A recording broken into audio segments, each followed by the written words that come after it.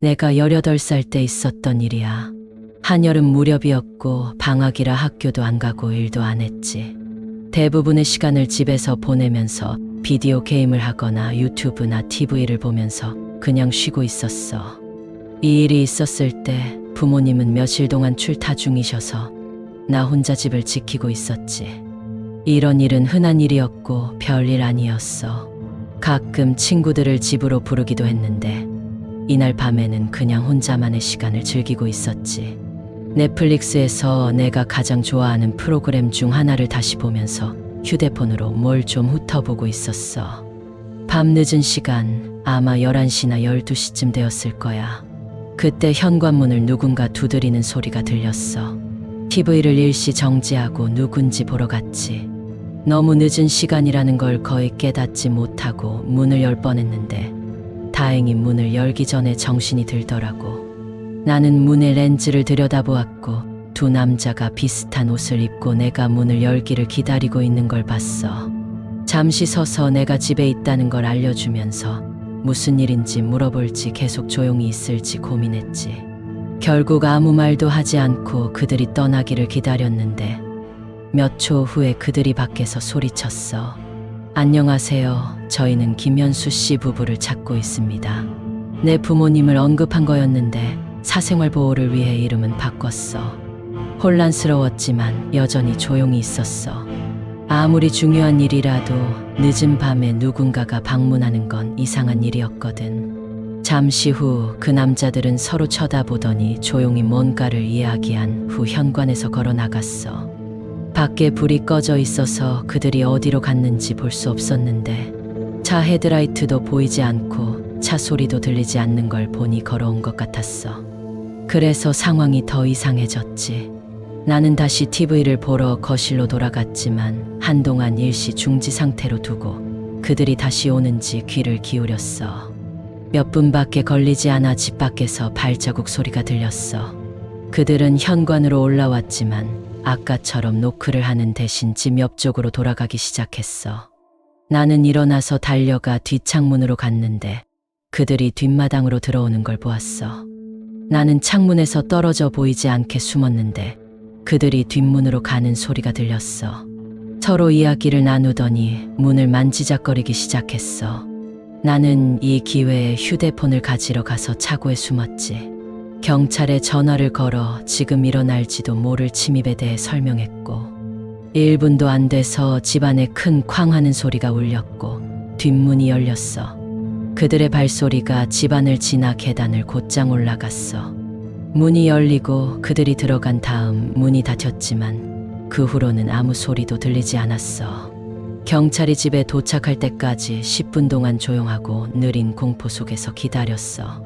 경찰이 도착했을 때 위층에서 급하게 발소리가 몇 번 나더니 두 남자가 말다툼을 하기 시작했어. 경찰관 몇 명이 뒷문으로 들어와 위층으로 달려갔고 다른 경찰관 한 명이 차고로 와서 나를 밖으로 나가도록 도와줬어.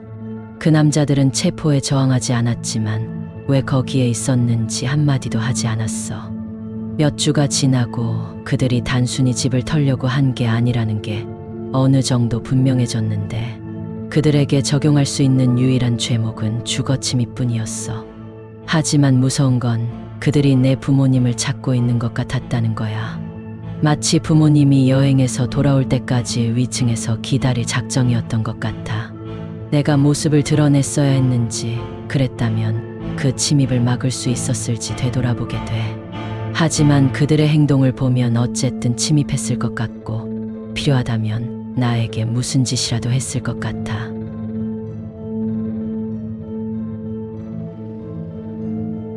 나는 와이오밍주의 중간 규모 도시 외곽에 살고 있어. 내가 여기 사는 이유는 대부분의 다른 주에 비해 땅값이 저렴하기 때문이야. 우리 집은 작지만 혼자 살기에는 아늑했어. 이 일은 5년 전 2019년에 있었어. 봄이었고 거의 매일 쏟아지는 비로 한 달을 보내고 있었지. 일요일이었고 나는 출근하지 않으며 집에서 TV를 보며 쉬고 있었어. 오후 6시에서 7시쯤 현관문을 누군가 갑자기 두드렸어. 비소리 때문에 거의 듣지 못했는데 문을 열었더니 우편 배달부나 그런 게 아니라 어떤 낯선 남자더라고. 우리 집에 아무런 통보도 없이 누군가 올라오는 건 매우 이례적인 일이었어. 내 집이 한참 먼 곳에 있었거든. 무슨 일 있으세요? 내가 말했어. 20대 후반쯤 돼 보이는 그 남자는 근처 숲에서 캠핑을 하다가 문제가 생겨서 하룻밤 묵을 곳이 필요하다고 말했어. 내 집 위치상 그가 거짓말을 한 게 아니라면 우리 집 현관에 나타난 게 말이 되긴 해. 숲속에서 가장 가까운 곳이 최소 60km 정도 떨어져 있었거든. 게다가 비도 쏟아지고 있어서 더 안쓰럽게 보여졌지만 낯선 사람을 집에 들이는 건 위험할 수도 있었어.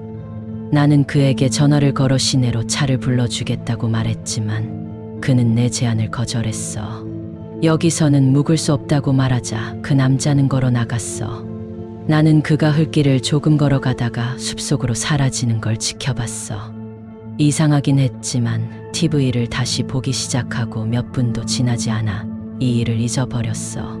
시간을 자주 확인하지는 않았지만 밤이 깊어 적어도 2시간 정도 지났을 때 내 뒷마당 쪽 창문에서 주황색 불빛이 보였어. 일어나서 커튼을 젖혔지. 비와 안개를 뚫고 내 집 밖 숲 한가운데 모닥불이 있는 게 보였어. 커다란 나무 아래에서 비를 맞으며 작게 일렁이고 있었지. 불 옆에는 무언가를 들고 있는 사람이 서 있었어. 그가 우리 집을 향해 있는지 아니면 숲을 향해 있는지는 알 수 없었어. 잠시 후 나는 커튼을 닫고 휴대폰을 집어들었어. 경찰에 전화를 걸어 내 집 밖에 있는 사람에 대해 알렸지. 경찰이 오려면 1시간쯤 걸릴 거라는 걸 알고 있었고 밖에 있는 사람이 나에게 해를 끼치고 있지는 않았지만 적어도 잠들기 전에 내 집에서 멀어지길 바랐어. 경찰관과 통화를 끝내고 나서 다시 창밖을 봤어. 모닥불은 여전히 희미하게 타오르고 있었지만 그 사람은 보이지 않았어. 그런데 잠시 후 집을 향해 오는 발자국 소리가 들렸어. 나는 다른 창문으로 달려가 사냥용 총을 든 채 지나가는 그를 봤어. 그는 모퉁이를 돌아 현관문으로 갔지. 그는 문을 몇 번 두드렸고 그러고는 조용해졌어. 나는 복도 옷장에서 호신용 권총을 집어들고 벽에 숨었어. 아직 상황을 이해하려고 애쓰는 중이었거든. 그가 다시 문을 크게 두드렸는데 이번에는 소총 개머리판으로 두드리는 게 분명했어. 문짝 하나가 거의 부서질 뻔했지. 그 순간 나는 목숨을 잃기 전에 그를 즉시 저지해야겠다는 생각밖에 들지 않았어. 나는 문틀 가장자리를 향해 총을 쐈고 총성이 집안에 울리면서 잠시 귀가 먹먹해졌어. 내 청력이 돌아왔을 때 비가 쏟아지는 소리밖에 들리지 않았어. 발자국 소리도 두드리는 소리도 고함 소리도 없었어. 아무 소리도 나지 않은 지 5분쯤 지나서 용기를 내어 도어렌지로 밖을 봤는데 현관도 마당도 텅 비어 있었고 땅에는 집에서 멀어지는 발자국이 선명하게 남아 있었어. 그는 내가 들을 수 없었던 몇 초 동안 총소리에 놀라 달아난 게 틀림없었어. 경찰은 철저한 수색을 했고 이상한 단서들을 찾아냈어. 모닥불이 있던 곳 근처에서 배낭을 발견했는데 몇 시간 전에 근처에 묻었다가 파낸 증거가 있었어. 경찰이 말해준 건 그게 아마도 강도 도구 가방이거나 심지어 살인 도구 가방일 수도 있다는 거였어. 미리 묻어두었다가 나중에 파내서 쓰려고 한 거지. 즉, 나를 공격한 사람은 미리 계획을 세웠고 그날 밤 전에 적어도 한 번은 내 집 바로 밖에 있었다는 뜻이야. 왜 하필 나를 공격했는지는 모르겠고 그가 누구이며 어디에 있는지는 5년이 지난 지금도 알 수가 없어. 나는 여전히 같은 집에 살면서 그가 언제 다시 올지 매일 걱정하고 있어.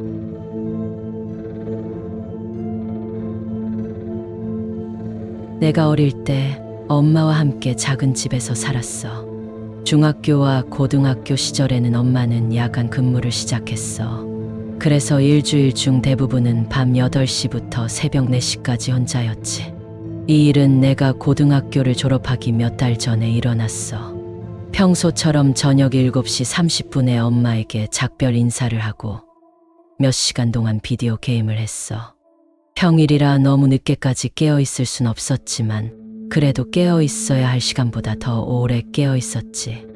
11시 30분쯤에 모든 걸 끄고 침실로 올라가 잠자리에 들었는데 잠들기 전까지 1시간쯤 더 휴대폰을 보고 있었던 것 같아. 자다가 문득 잠에서 깼을 때 아래층에서 문이 닫히는 소리가 들리는 것 같았어. 침대 옆 시계를 보니 새벽 3시 30분이었고 엄마가 일찍 퇴근해서 집에 온 줄 알았지. 몸을 뒤집어 다시 잠들려고 했는데 아래층에서 발걸음 소리가 들렸어. 보통 엄마는 집에 오자마자 위층으로 올라와 잠자리에 들곤 했는데 이날은 그냥 집안을 돌아다니는 것 같았거든. 2분 3분 정도 더 귀를 기울여 보니 발걸음 소리가 전혀 멈추지 않는 것 같았어. 여러 명이 각 방을 돌아다니며 마치 집 구경을 하듯이 천천히 걷고 있었어.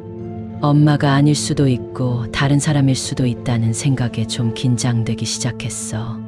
일어나서 방불을 켰는데 거의 동시에 발걸음 소리가 멈췄어.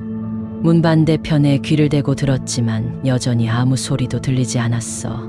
조심스럽게 문을 열고 복도를 내다봤는데 아래층에서 불빛이 새어나오길 기대했지만 집안 전체가 어두웠어. 아래층을 돌아다니던 사람은 불을 켜지 않았던 거야. 그게 내가 이미 긴장하고 있던 것보다 더 무서웠어. 소리를 내지 않도록 조심하면서 복도를 더 걸어 나가 계단 꼭대기에 섰어. 그리고 난간 사이로 몸을 숙여 거실을 내려다봤지. 아무도 없었고 어둠 속에서도 아무것도 움직이지 않았다는 걸 알 수 있었어. 내 플레이스테이션은 여전히 거기에 있었어.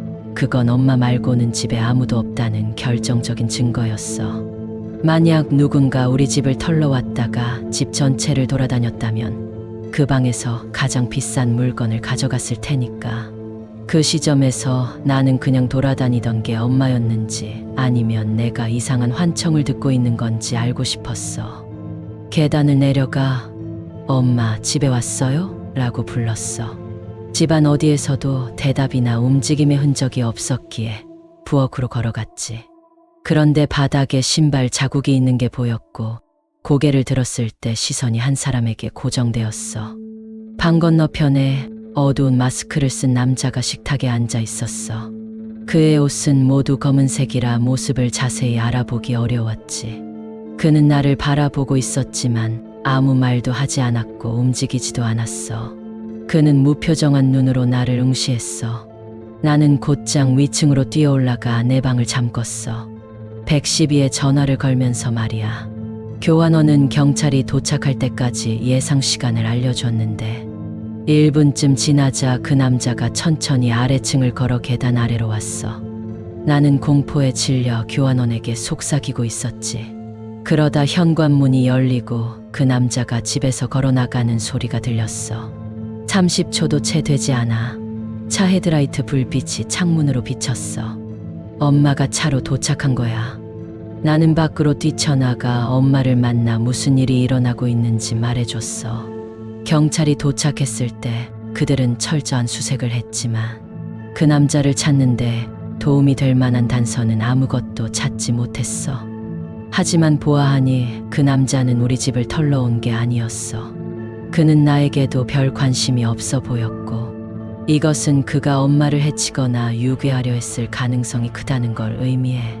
그러면 그가 엄마가 보통 집에 도착하는 시간 바로 몇 분 전에 침입한 이유도 말이 되겠지.